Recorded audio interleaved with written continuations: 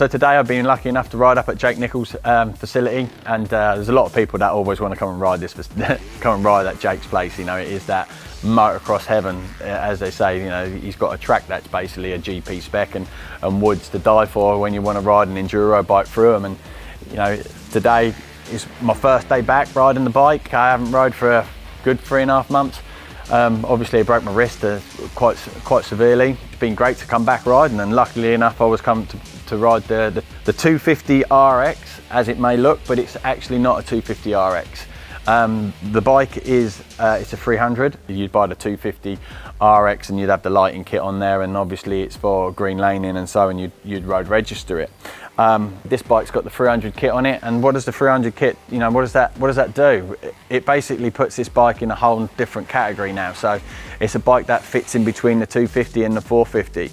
It's got all the benefits of being light, nimble, and the power to die for, really, because it's just so usable. On this one as well, we've got the red moto tank, which is quite good because it's a little bit larger than the motocross tank, but yet it's also smaller than the average enduro tank, and it feels slim between your legs, and that's a massive benefit when you're riding the Honda, because you know the Honda in itself, when you're riding, and it's very balanced and very foot sensitive. So you know, so you can really move the bike, you know, with your legs and where you move, and transfer your weight. It's, you know, and that's something that Honda have managed to capture and kind of own as their own for a number of years with the chassis that they've developed over the years. The bike has a fan on it, so you know, so it can cool down. Today I heard it kicking a couple of times, and yeah, it was quite reassuring, really, that it kept everything in check. And to say that I had fun today, it would be an understatement. I mean, I'd have had fun on any bike, if I'm honest, but I don't know whether I'd have, you know, been so precise in nailing the sand turns, and you know, not crawling out of them so much without riding this bike today. And that's because, you know, it has that typical Honda trace, which basically is so movable, and you know, and it holds that line.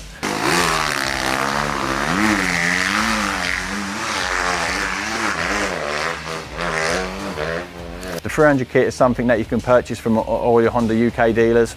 Would I recommend it? I would. It's much better than a fast 250 for sure, you know, because of the torque and drive that it offers.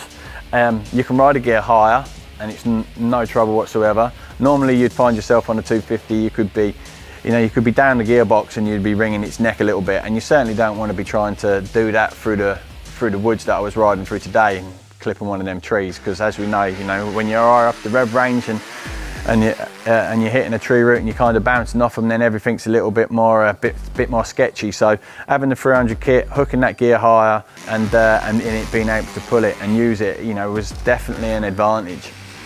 And it certainly was an advantage on the motocross track as well, coming out of the turns and, you know, popping a few of the big jumps that are here at Jake's. Suspension wise, I think the suspension, you know, everything felt balanced, it felt good. The suspension again was probably good for me, which I would say then would maybe be a little bit firm for others. You would want to soften it up a little bit when you're riding, you know, tree roots and rocks. One of the things that I'm going to do, I'm going to change the gearing, just so I can get the second gear into play a little bit more. I think the kit basically shortens the second gear, and just, you know, you've got like a hit, and it encourages you to hook into third straight away. So if we can kind of get a happy medium between them two, then this bike's going to be, you know, it's going to be ideal. The bike isn't going to leave you disappointed. You know, it's definitely going to meet all your requirements. We've seen with other manufacturers that, you know, that they've come up with the in-between CC. Some people call them a fast 250F, but you know, that's not normally the case. The case is that they're a bike in their own class, and by putting a 300 kit onto this 250RX, I think that's a pretty clever move.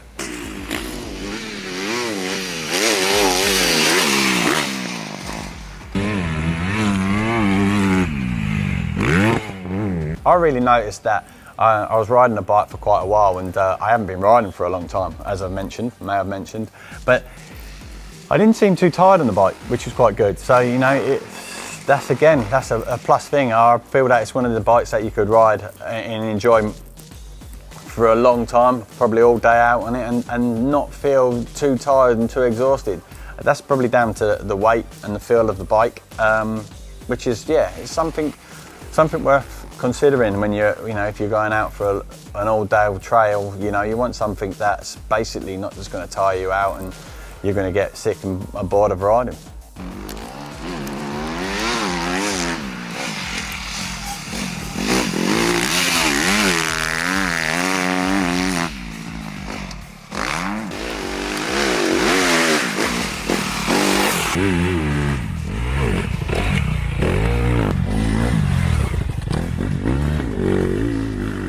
Would I encourage people to purchase the kit?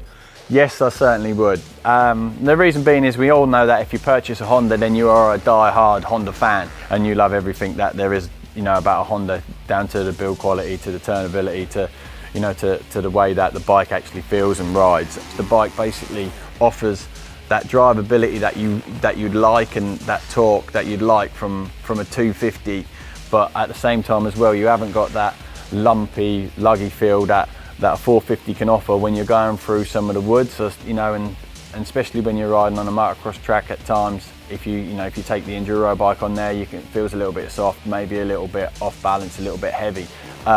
This bike, it isn't like that. It's almost like it's a hybrid. It's a hybrid between an enduro and a motocross bike, which allows you to have more fun.